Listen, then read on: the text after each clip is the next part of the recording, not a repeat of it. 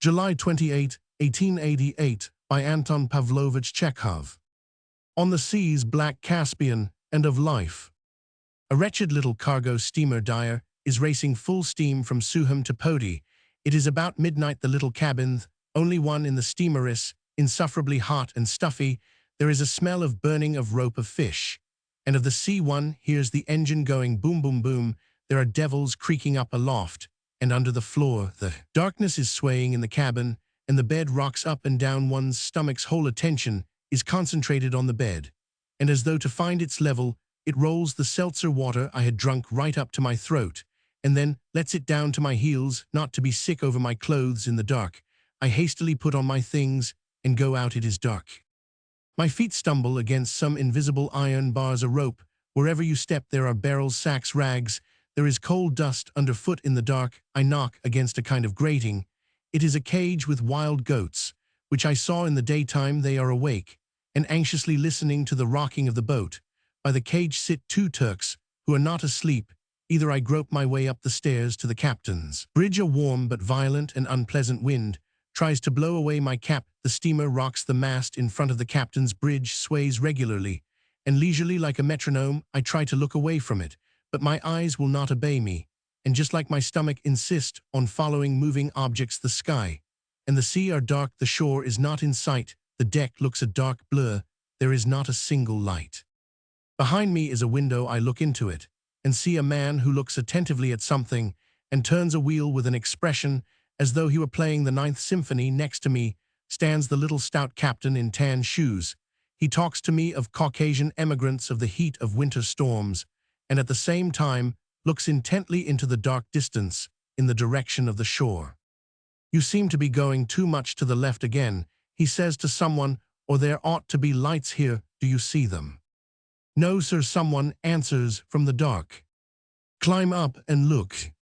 A dark figure appears on the bridge and leisurely climbs up. In a minute, we hear, "Yes, sir." I look to the left, where the lights of the lighthouse are supposed to be. Borrow the captain's glasses, but see nothing. Half an hour passes, then an hour. The mast sways regularly. The devils creak. The wind makes dashes at my cap. It is not pitch dark, but one feels uneasy. Suddenly, the captain dashes off somewhere to the rear of the ship, crying, "You devils!"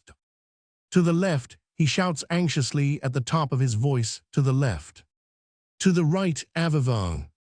Incomprehensible words of command are heard. The steamer starts. The devils give a creak. Avava, shouts the captain at the bows. A bell is rung on the black deck. There are sounds of running, knocking, cries of anxiety. The Dyer starts once more, puffs painfully, and apparently tries to move backwards. "What is it?" I ask, and feel something like a faint terror. There is no answer. "Hd like a collision, the devil's doll." I hear the captain's harsh shout to the left. Red lights appear in front, and suddenly among the uproar is heard the whistling, not of the Dyer, but of some other steamer. Now I understand it. There is going to be a collision. The Dyer puffs, trembles, and does not move, as though waiting for a signal to go down. But just when I think all is lost, the red lights appear on the left of us, and the dark silhouette of a steamer can be discerned. A long black body sails past us, guiltily blinks its red eyes, and gives a guilty whistle. "Oof, what steamer is it?" I ask the captain. The captain looks at the silhouette through his glasses and replies, "It is the Tweedy." After a pause, we begin to talk of the Vesta, which collided with two steamers and went down under the influence of this conversation. The sea, the night, and the wind begin to seem hideous, created on purpose for man's undoing, and I feel sorry as I look at the fat little captain.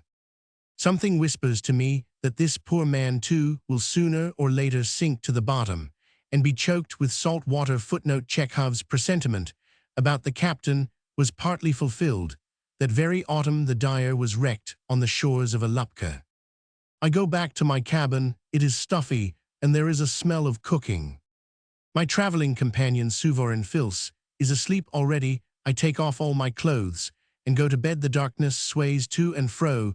The bed seems to breathe boom, boom, boom, bathed in perspiration, breathless, and feeling an oppression all over with the rocking. I ask myself, what am I here for?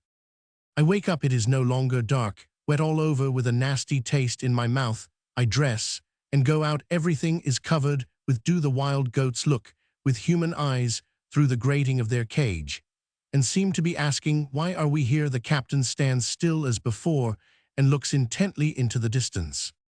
A mountainous shore stretches on the left. Elborus is seen from behind the mountains. A blurred sun rises in the sky. One can see the green valley of Rion and the bay of Poti by the side of it.